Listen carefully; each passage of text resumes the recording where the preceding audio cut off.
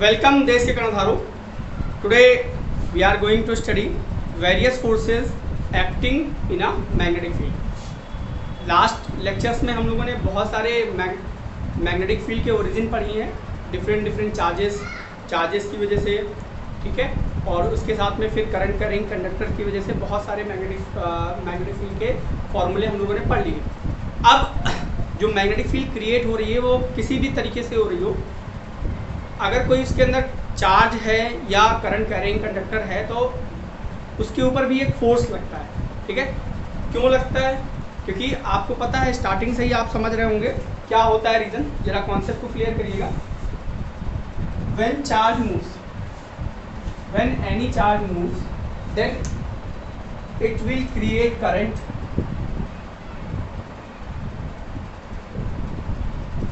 Clear? और अगर current create होगी that will create magnetic field. Simple सा कॉन्सेप्ट है. चार्ज मूव करेगा, करंट बनेगी, करंट के साथ में फिर मैग्नेटिक फील्ड. ठीक है, अब ये मैग्नेटिक फील्ड है और एक अनदर मैग्नेटिक फील्ड आ जाएगी तो क्या होगा? दो डिफरेंट टाइप की मैग्नेटिक फील्ड एक साथ अगर एग्जिस्ट करेंगे तो क्या होगा? उनके बीच में कुछ इंटरेक्शन होगा जिसकी वजह से उनके अंदर फोर्स क्रिएट होगा. ठीक है, यही कॉन्सेप्ट जो है लॉरेंज लेके चले और उन्होंने लॉरेंज फोर्स का कॉन्सेप्ट दिया. लॉरेंज का कॉन्सेप्ट क्या था? मेन कॉन्सेप्ट आपका यही है जो पढ़ना है हम लोगों को. अकॉर्डिंग टू लॉरेंज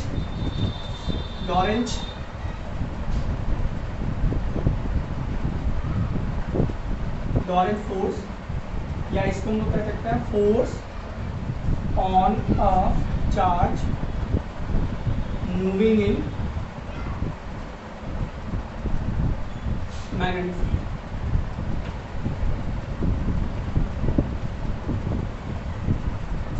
आज हम लोग सारे फोर्सेस के बारे में डिस्कशन करने जा रहे हैं. थोड़ा सा ध्यान से देखिएगा.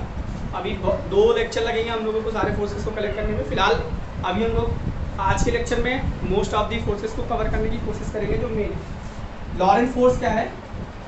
According to Lorentz, if a charge moves in a magnetic field and electric field, B vector and E vector both exist. If B vector and E vector both exist, that is electric field and magnetic field दोनों exist करते हैं. उस case में क्या होगा कि अब ये जो आपका मैग्नेटिक इलेक्ट्रिक फील्ड है, force on charge in presence of electric field is given bye QE. Chapter number 1 बिल्कुल clear. Now according to him a force also act on charge due to magnetic field, और जो force act होगा magnetic field की वजह से वो होगा V cross E. Clear? तो जो टोटल फोर्स है इसको हम लोग बोलते हैं लॉरेंज फोर्स. दोनों को कंबाइन कर दीजिए, QE vector plus QV cross B. Q common ले लीजिए.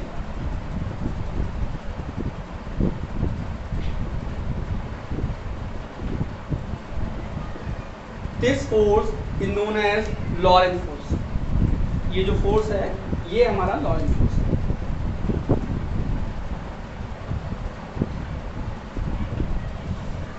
क्लियर? यही चार्ज पे है, इसी का यूज करके हम लोग दूसरा निकालेंगे, charge on current carrying conductor. फिलहाल अभी इसके बारे में कुछ और डिस्कशन करता है. तो क्या है? Consider a charge Q is moving with velocity V in presence of electric field and magnetic field both. ठीक है?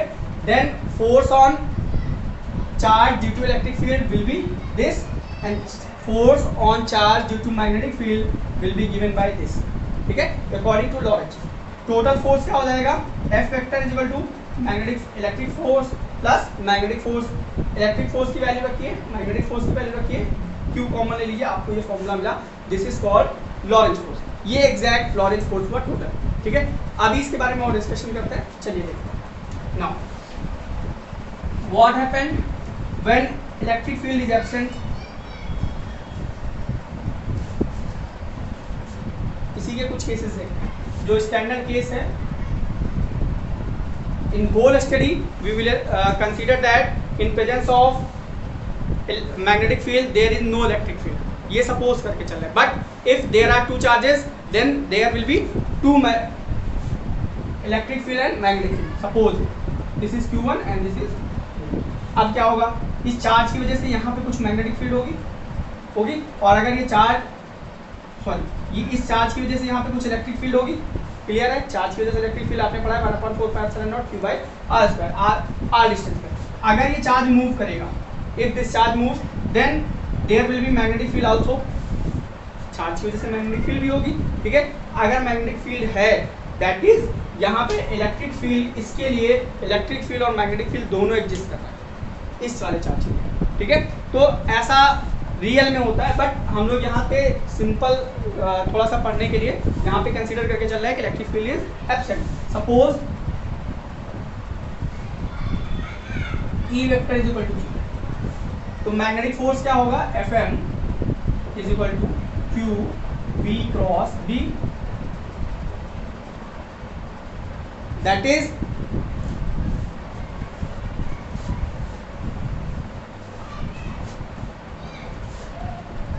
Fm is equal to QVB sin theta. This is force on charge in magnetic field. अभी थोड़ा सा और concept clear करते हैं हम लोग. देखिए, ये जो फोर्स है, ये जो वेलोसिटी है, इसके दो कंपोनेंट होंगे, V perpendicular V sin theta and V parallel V cos theta. ठीक है, तो यहाँ पे अगर आप देखते हैं इस फॉर्मूले को और एलोबरेट करते हैं, QV मैग्नेटिक फोर्स के फॉर्मूले में सिर्फ V sin थीटा का कंपोनेंट है और V cos थीटा का कंपोनेंट नहीं है. V पे डिपेंडेंट नहीं है, V sin थीटा पे डिपेंडेंट है. दैट इज अगर सब देखें, अगर ये मैग्नेटिक फील्ड सपोज कर लेते हैं तो वेलोसिटी ऐसे. ठीक है, इसका परपेंडिकुलर कंपोनेंट जो होगा वो इफेक्टिव होगा और V cos थीटा इफेक्टिव नहीं होगा. ठीक है, this will not have effect on effect. मतलब पैरेलल कंपोनेंट जो होगा फील्ड का, उससे कोई पैरेलल कंपोनेंट जो होगा वेलोसिटी का, उसका भी कोई भी इफेक्ट नहीं होगा. ठीक है, ये चीज आपको ध्यान में रखनी है. ये लॉरेंस फोर्स का जो मैग्नेटिक फोर्स का फॉर्मूला यूज डिराइव किया है, इसी का यूज करके हम लोग जा रहे हैं डिराइव करने, मैग्नेटिक फोर्स का फॉर्मूला डिराइव करने. अब इसी में आगे हम लोगों को और भी केसेस करने हैं. इसको इरेज कर देते हैं, जरा केस 2 भी देख लेते हैं थोड़ा सा, फिर आगे करंट करेंगे कंडक्टर पे फोन चलेगा.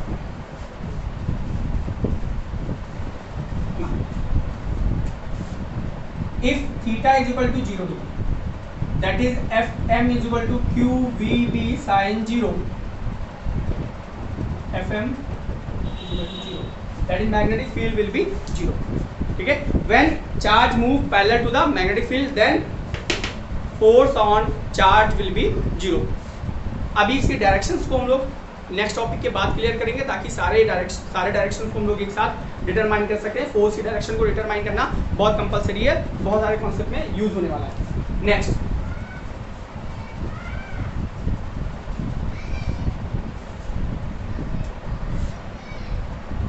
Force on current carrying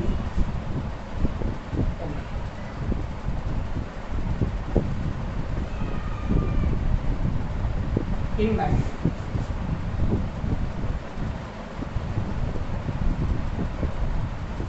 Now we will derive it by using concept of drift velocity. Suppose this is magnet, ठीक है, and conductor is placed like this.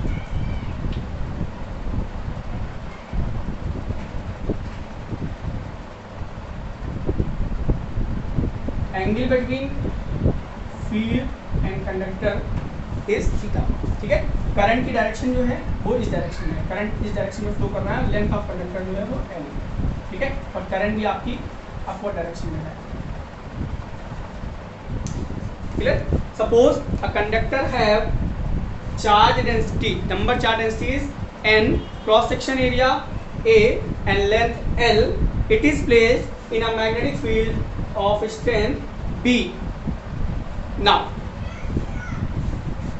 Number of electrons in L volume,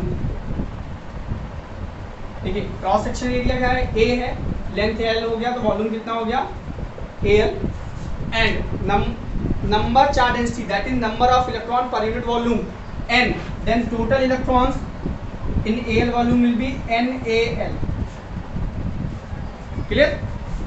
Now what is the charge, total charge present,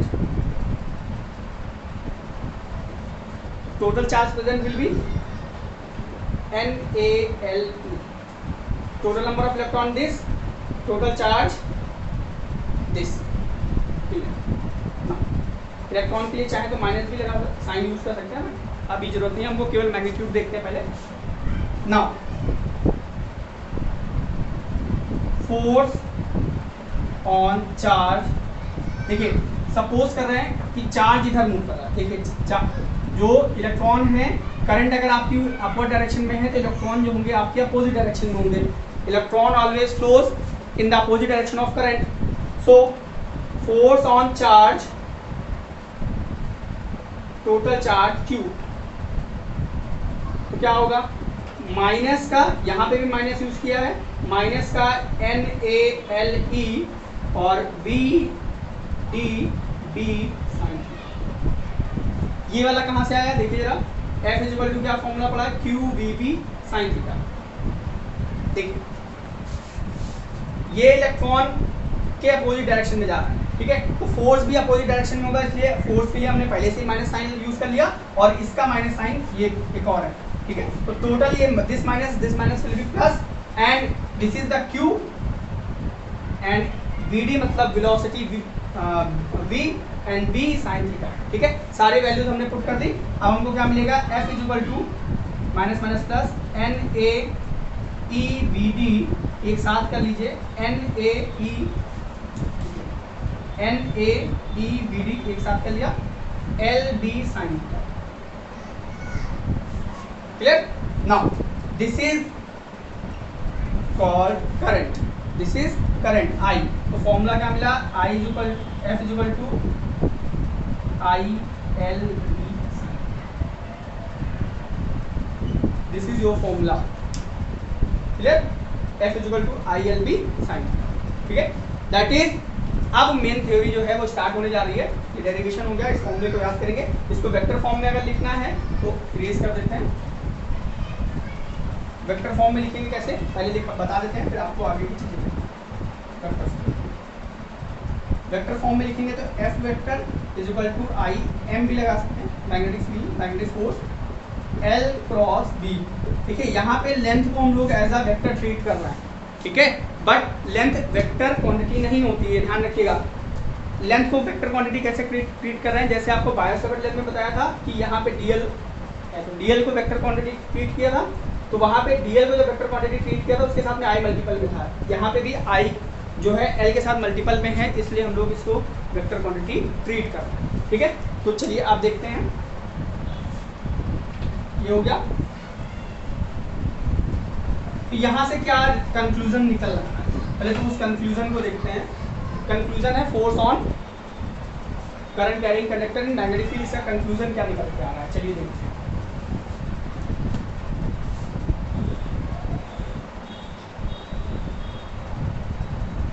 Conclusion is, whenever any current carrying conductor is placed in a magnetic field, then it will experience a force. Clear? Whenever any current carrying conductor is placed in a magnetic field, then it will experience a force, which is given by F is equal to ILB sin. Clear?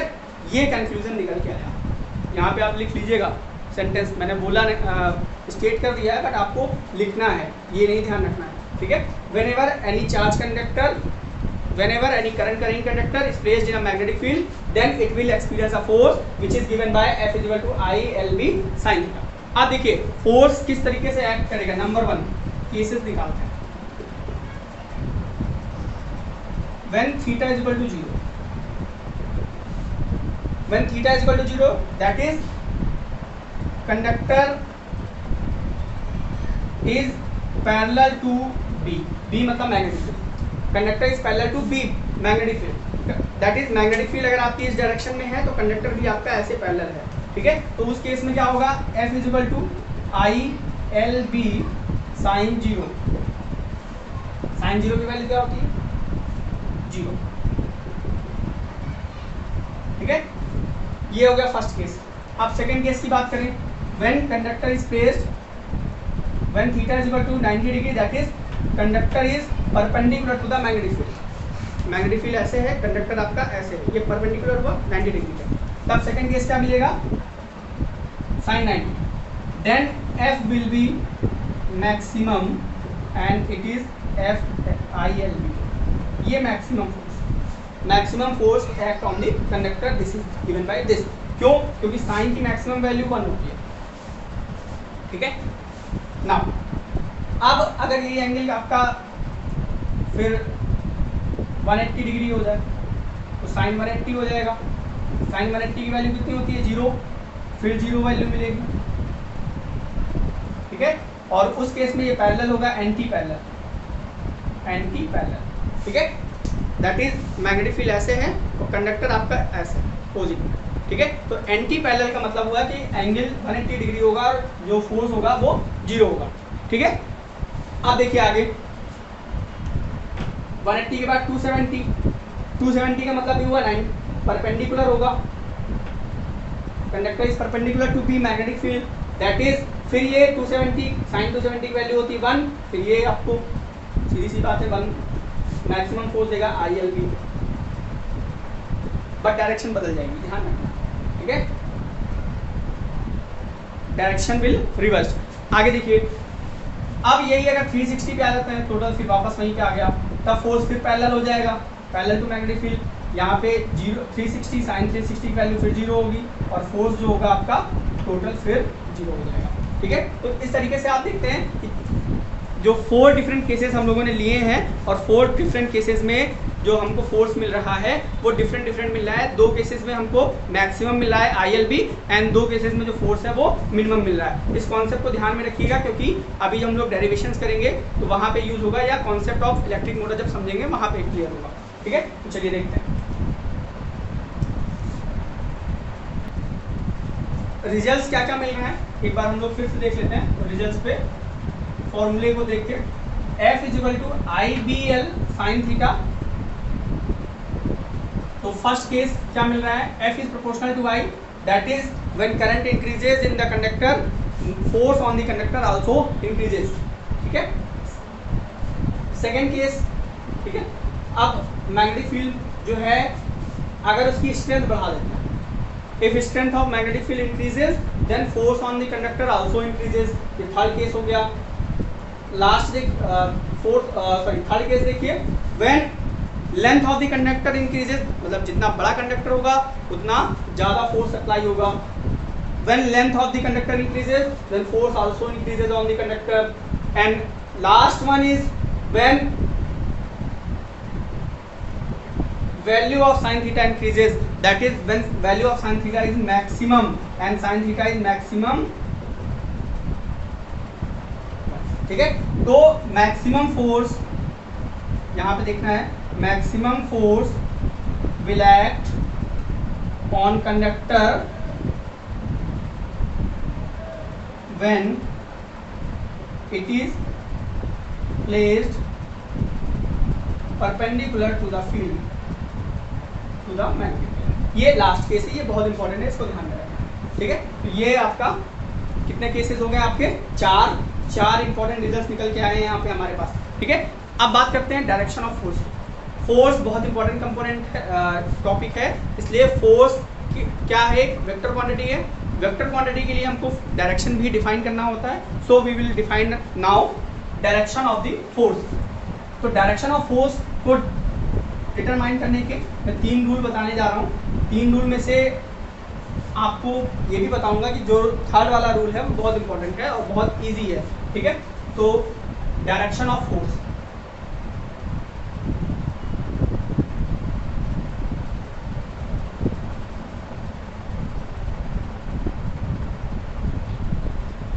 Direction of force, what is the direction of force.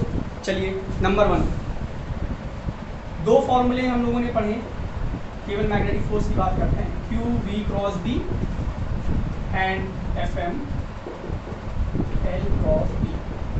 देखिए जब भी cross product होता है तो उससे direction निकालना 10th मतलब higher level पे, चूंकि आप लोग 12th में आ चुके हैं, आप लोगों ने पढ़ रखा है, 10th लेवल के स्टूडेंट्स नहीं जानते हैं, इसलिए ये फोर्स पे फोकस नहीं करेंगे, इस वाले रूल पे फोकस नहीं करेंगे, ठीक है। यहाँ पे डायरेक्शन जो होगी, डायरेक्शन ऑफ एफ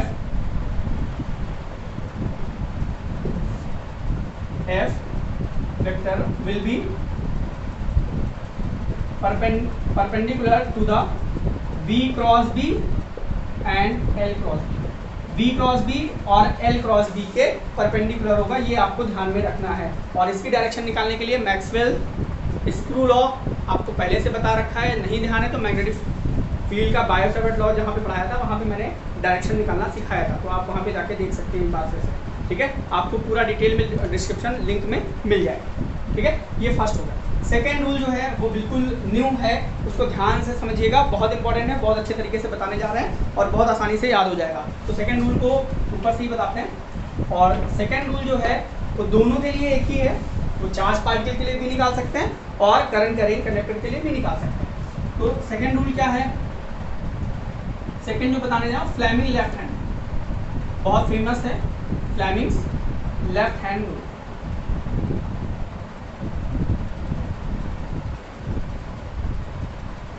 ठीक है, तो देखिए अगर कोई चार्ज पार्टिकल है या करंट कैरिंग कंडक्टर है, आपको पता है जिस डायरेक्शन में पॉजिटिव चार्ज मूव करेगा उसी डायरेक्शन में करंट भी मूव करती है, ठीक है। और नेगेटिव चार्ज के अपोजिट में करंट मूव करती है, ये भी आपको पता है। अगर सपोज कर लेते हैं कि ये तीन चीज़ें हमारे पास, ये मैग्नेटिक फील्ड की डायरेक्शन को बता रही है, मैग्नेटिक फील्ड इस डायरेक्शन में, ठीक है। ये आपका जो चार्ज मूव कर रहा है उसकी डायरेक्शन को बता रहा है, ठीक है, ये वाला डायरेक्शन, ठीक है। और ये जो रेड कलर का मार्कर हमने लिया है, ये ठीक है, ये आपका डायरेक्शन ऑफ फोर्स बता रहा है, ठीक है। तो if we stretch our left hand in such a manner like this, ठीक है, that is this is perpendicular to this and this is perpendicular to this, ठीक है। ये हमारा थंब है, ये हमारा क्या है, फोर फिंगर और ये middle finger. If we stretch thumb, forefinger and middle finger of our left hand in such a manner that they are mutually perpendicular, ये perpendicular हों, then if this middle finger, if middle finger current or motion of charge particle and forefinger represent the direction of magnetic field, then thumb will represent direction of force. Clear? फिर से if, पहले तो सारी चीज़ें वो लिखनी है। If you stretch, मैं लिख ही देता हूँ बोर्ड पे ताकि आपको गड़बड़ ना हो। If we stretch our stretch हम, पहले तो मिडिल फिंगर से स्टार्ट करते हैं, middle finger, fore finger and thumb of our right left hand, क्योंकि राइट हैंड भी हम लोगों को पढ़ना है, वैसे ये भी है, left hand in such a manner, ये बहुत इंपॉर्टेंट लॉ है इसलिए मैं लिख रहा हूँ, वरना शायद बोल भी देता, such a manner that they are mutually perpendicular to each other, then if, ठीक है, अब तीनों को अलग ले लिखूंगा, then if middle finger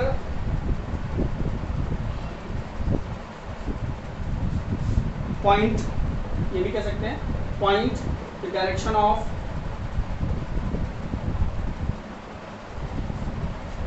motion of charge particle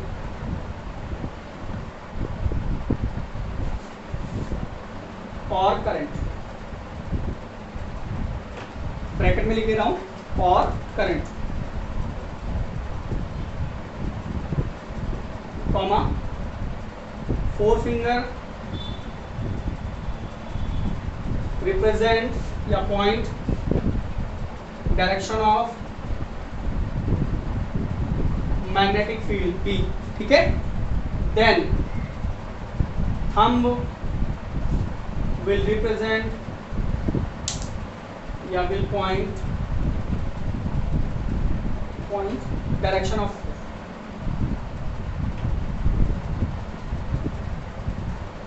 clear. ये इतना बड़ा सा स्टेटमेंट है इसका, ये पूरा सा स्टेटमेंट याद रखना है। अब देखिए इसका आसान तरीका भी है इसको याद करने का, चलिए वो देखते हैं,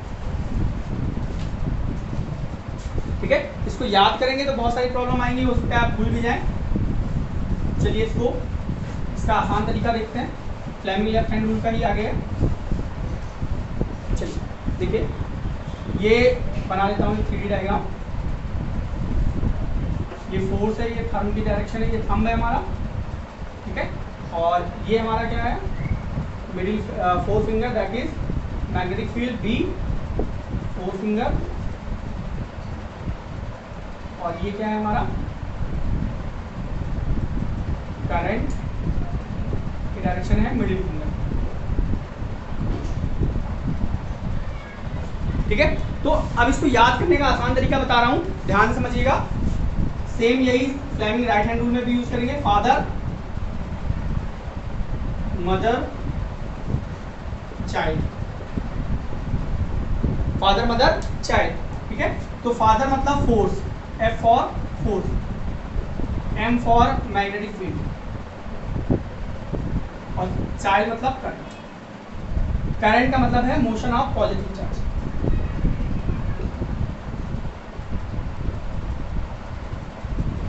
ठीक है।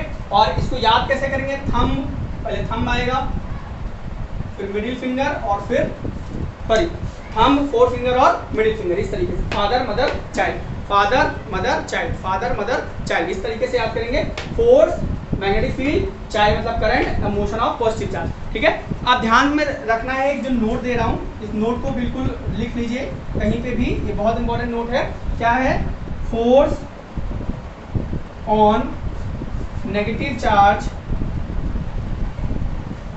Will be in opposite direction of force on positive charge। मतलब कि आपको डायरेक्शन वैसे ही फाइंड करनी है जैसे पॉजिटिव चार्ज के लिए कर रहे हैं, जो डायरेक्शन मिलेगी उसकी जस्ट अपोजिट में 180 डिग्री में आपको उसकी डायरेक्शन मिल जाएगी चार्ज ऑन नेगेटिव चार्ज, ठीक है। तो इतना ध्यान में रखना है, क्लियर। अब देखिए ये सेकंड रूल हो गया, अब थर्ड रूल की तरफ चलते हैं। बहुत ही अच्छा सा रूल है और बहुत जल्दी से प्रिपेयर हो जाएगा और बहुत आसानी से आप इसको कर सकते हैं। Right hand palm rule 1,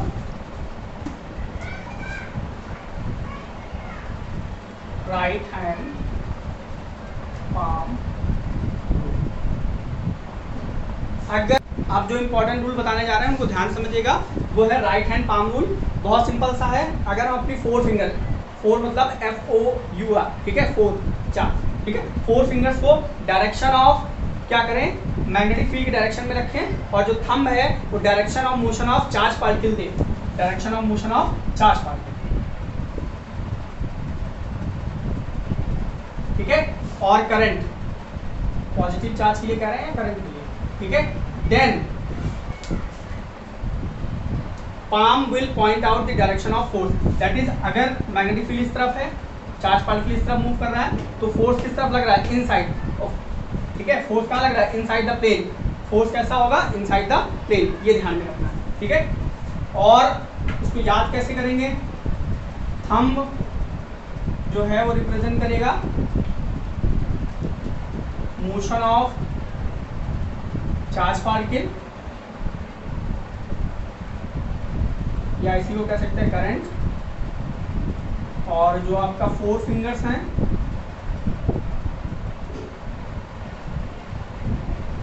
magnetic field को रिप्रेजेंट करेंगे।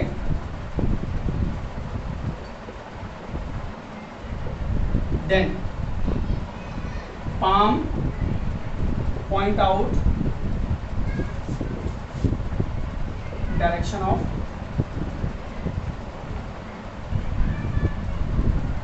क्लियर। ये आपको ध्यान में रखना है, ये इंपॉर्टेंट रूल है, ठीक है। अब बहुत सारी चीज़ें हो चुकी हैं फोर्स के बारे में, अभी हम लोगों को और डिस्कशन करना है कि चार्ज दो वायर्स हैं उनके बीच में कितना फोर्स लगेगा, वो सारी चीज़ें हम लोग नेक्स्ट पार्ट में देखेंगे, ठीक है। फिलहाल आज के वीडियो में इतना ही, ठीक है।